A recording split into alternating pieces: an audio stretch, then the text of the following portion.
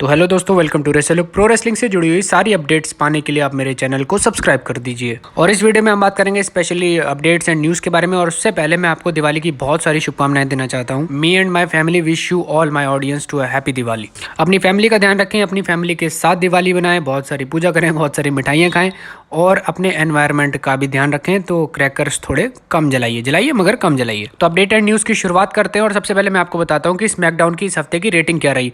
पहले आपको पिछले हफ्ते की बता देता हूँ। तो पिछले हफ्ते स्मैकडाउन की व्यूअरशिप थी 2.274 मिलियन व्यूअर्स और इस हफ्ते ये कुछ परसेंट डिक्रीज के साथ, एक्चुअली में 2 से 3% के डिक्रीज के साथ हो गई है 2.163 मिलियन व्यूअर्स। अब ये तो बात हो गई रेटिंग की या फिर स्टैट्स की, वो आपके सामने मैंने आपको बता दिया।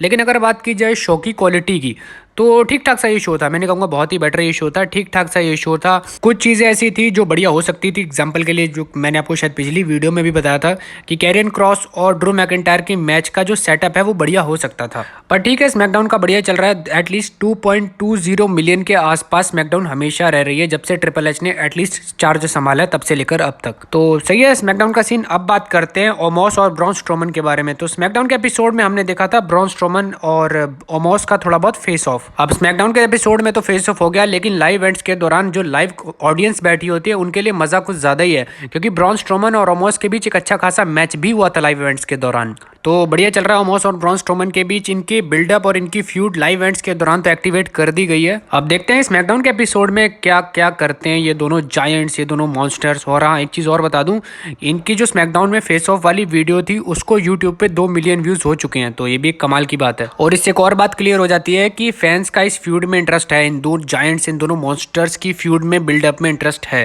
अब इसी लाइव इवेंट की बात कर लेते हैं एक और मैच के बारे में, और वो था रोंडा राउजी का एक चैंपियनशिप मैच था। चैंपियनशिप मैच तो हो गया लाइव इवेंट्स के दौरान, वो तो चैंपियनशिप रिटेन हो ही जाती है।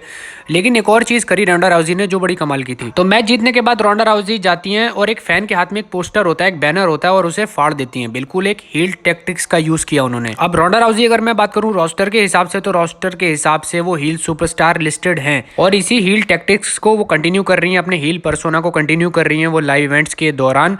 और स्मैकडाउन के एपिसोड में उनका बैक स्टेज इंटरव्यू हुआ था, जहां पे अगर आप उनकी वर्डिंग सुनोगे तो आपको शायद 100% श्योर हो जाओगे कि वो हील सुपरस्टार ही हैं। और जो आने वाले प्लान्स होने वाले हैं रोंडा राउजी के लिए, जो बिगर प्लान्स है, जो रेसलमेनिया तक जाएंगे, उसके हिसाब से बिल्कुल ठीक जा रही है डब्ल्यूडब्ल्यूई। और उसकी ये शुरुआत ही है, क्योंकि अभी डब्ल्यूडब्ल्यूई के पास टाइम है। जब तक बेकी लिंच नहीं आती हैं तब तक रोंडा राउजी के पर्सोना को एक अलग ही लेवल पे ले जाना होगा, और जहां से एंट्री होगी बेकी लिंच की, तो एक बहुत बड़ी स्टोरी लाइन का पार्ट है, बहुत तगड़ा रिटर्न भी होना है। सब आपको बता ही दिया मैंने। अब बात करते हैं ट्रिपल एच के बारे में। सबसे पहले मैं आपको ट्रिपल एच की हेल्थ के बारे में बता देता हूं, क्योंकि वो कोविड पॉजिटिव हो गए थे मंडे नाइट रॉ से पहले। तो इस समय ट्रिपल एच कोविड पॉजिटिव हैं। इस समय कोई भी नेगेटिव वाली रिपोर्ट अभी तक तो नहीं आई है, और इस समय वो प्रोटोकॉल यानी डब्ल्यूडब्ल्यूई के कोविड प्रोटोकॉल के हिसाब से इस समय घर पे हैं और खुद को आइसोलेट करके रखा हुआ है उन्होंने। और वो मंडे नाइट रॉ को मिस कर चुके हैं, एनएक्सटी को भी मिस कर चुके हैं, और लेटेस्ट जो स्मैकडाउन का एपिसोड था उसको भी मिस कर चुके हैं अपने कोविड पॉजिटिव के दौरान। और इस दौरान वो लगातार अपनी कंटेंट टीम के साथ, अपने प्रोड्यूसर्स के साथ टच में रहे और पूरा अपना इनपुट दे रहे थे, ताकि उनके हिसाब से जो शूज चलते हैं वैसे ही चले। और आजकल टेक्नोलॉजी इतनी एडवांस है, कोई बड़ी बात नहीं है कि आप लाइव बैठ के भी घर से भी काम कर सकते हो, तो कोई बड़ा इशू नहीं है आज की तारीख में, आज की टेक्नोलॉजी के हिसाब से। और अब ये तो बात हो गई टेक्नोलॉजी की, घर में बैठ के काम करने की, लेकिन इन पर्सन वो वापसी कब कर पाएंगे और कब वो मैनेजमेंट को खुद से संभाल पाएंगे?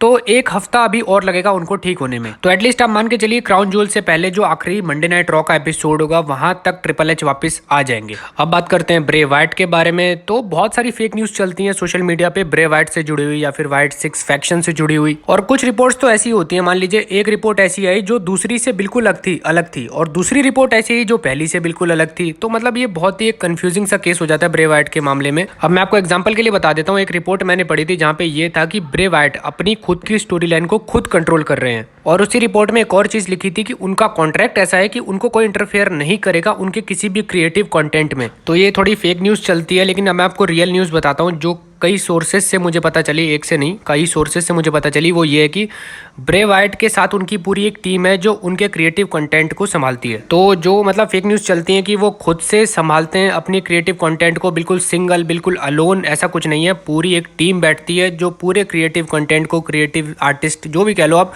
उन सब चीज़ों को संभालती है। और एग्जाम्पल के लिए आप मान लीजिए, आप सोचिए कि मैं ब्रे वाइट हूँ और मैं एक बात लिखना चाहता हूँ, सिंपल सी बात है, मैं एक लाइन लिखना चाहता हूँ, एक कुछ सेंटेंस लिखना चाहता हूँ, और वो ऐसा हो कि वो कई दिशाओं में जा रहा हो और सीरियसली जो भी पढ़े वो उसको अलग दिशा में ले और अलग तरीके से कंफ्यूज हो जाए। तो इसके लिए आपको एक्स्ट्रा ऑर्डिनरी माइंड्स की ज़रूरत पड़ेगी। सिंगल बंदा इस चीज़ों को संभाल नहीं सकता। तो मेरे कहने का मतलब ये है कि फेक न्यूज़ बहुत आती हैं, उस पर ध्यान ना दिया कीजिए और एक प्रैक्टिकल वे में सोचिया कीजिए कि क्या हो सकता है और क्या नहीं। तो ब्रे वाइट की थिंग अभी बहुत ज़्यादा ओपन होने वाली है। मेरे ख्याल अभी उसकी कुछ ही लेयर्स, मैं कहूँगा 2-4 लेयर्स ही खुली हैं। 2 मेरे ख्याल अपेयरेंस ही हुई हैं ब्रे वाइट की अब तक।